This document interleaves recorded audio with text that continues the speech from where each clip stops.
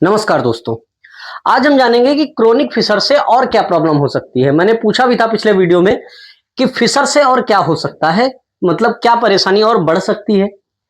तो पहली बात तो फिशर जान लेते हैं क्या होता है। जब किसी को मल कठोर होता है तो मलद्वार के निचले हिस्से में, कह सकते हैं डेंटेट लाइन के नीचे के हिस्से में, एनल वर्ज के आसपास कट लग जाता है, जो कि बहुत पेनफुल होता है। उसमें दर्द भी होता है, जलन भी होती है, खुजली पड़ती है, दर्द परसिस्ट करता है, मलत्याग के काफी देर बाद तक होता रहता है, ब्लीडिंग भी हो सकती है। तो ये सब लक्षण हैं जो इसके हो सकते हैं।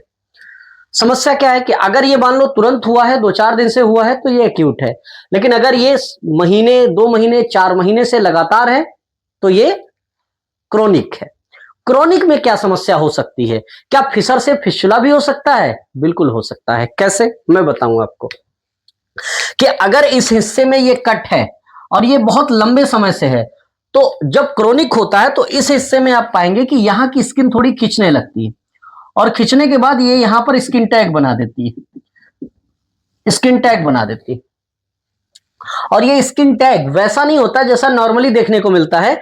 इस स्किन टैग में कई बार ये पाउच जैसा स्ट्रक्चर बनता है, और चूंकि ये लंबे टाइम तक ओपन वुंड है, क्योंकि आप क्रोनिक फिशर की बात कर रहे हैं, इसका मतलब बहुत लंबे टाइम से ये ओपन वुंड है। और अगर ओपन खुला हुआ घाव है तो ये सोर्स ऑफ इंफेक्शन है, जिसकी वजह से इस हिस्से में भी कह सकते हैं कि जो ये पाउच जैसा स्ट्रक्चर है, इसमें इंटरनली इंफेक्शन होने लगता है और कह सकते हैं यहां पर पस पड़ने लगता है। और अगर पस पड़ने लगा, इंटरनली छोटा सा ट्रैक डेवलप हो जाता है, तो ये फिस्टुला का भी रूप ले सकता है। कहने का मतलब ये लंबे टाइम में फिस्टुला भी बना सकता है। और मैंने कई बार देखा है लोगों में कि जो लंबे टाइम तक फिशर जैसी समस्या से पीड़ित रहते हैं, उनमें छोटा सा एक ट्रैक डेवलप होता है जिससे पस निकलता है, और वो इस समस्या से काफी टाइम तक परेशान रह सकते हैं। और अगर फिशर हफ्ते 10 दिन में, कह सकते हैं, पहली बात मैं आपको बताऊं, मेरा अपना एक्सपीरियंस है कि मलद्वार से संबंधित बीमारियों में कोई भी व्यक्ति डायरेक्टली डॉक्टर के पास नहीं पहुंचता है। आप भी ये बात महसूस करते होंगे कि मैक्सिमम केसेस में जो पेशेंट होते हैं, जो भी व्यक्ति होते हैं, वो इधर उधर की कई सारी दवाएं खा के आते हैं। दूसरी बात, फिशर होते हुए भी उनको एक ही नाम जुबान पर होता है कि पाइल्स हुआ है। तो मैक्सिमम केस में व्यक्ति पाइल्स की दवा खा रहा होता है, कई बार महीनों से खा रहा होता है, लेकिन ठीक नहीं होता। क्यों? क्योंकि दवा कुछ और खा रहा है, समस्या कुछ और है, तो ये ठीक नहीं होता है।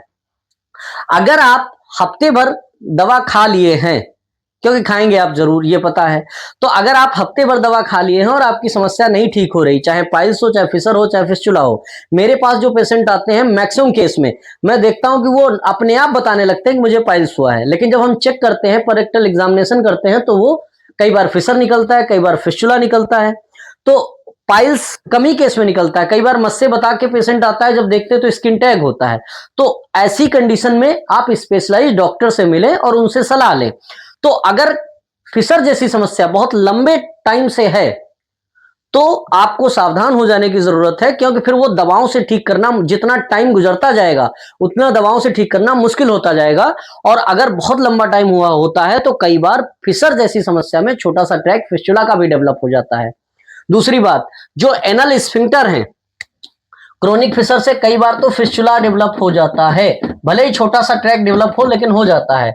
दूसरी बात क्या होता है कि स्फिंक्टर में स्पाज्म रहने लगता है, जो स्फिंक्टर है उसमें स्पाज्म रहने लगता है।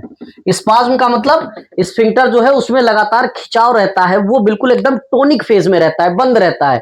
जब भी मलत्याग के लिए जाते हैं खुलता ही नहीं है, पेशेंट को मलत्याग में डर लगने लगता है। तो ये भी एक समस्या है। इसीलिए जब कभी फिशर का कोई पेशेंट हमारे पास आता है तो हम कहते हैं आप रेगुलरली सिट्स बाथ लीजिए, गुनगुने पानी में 2 चुटकी फिटकरी डालिए और उसमें बैठिए, दिन में 2 बार, 3 बार, 4 बार बैठिए।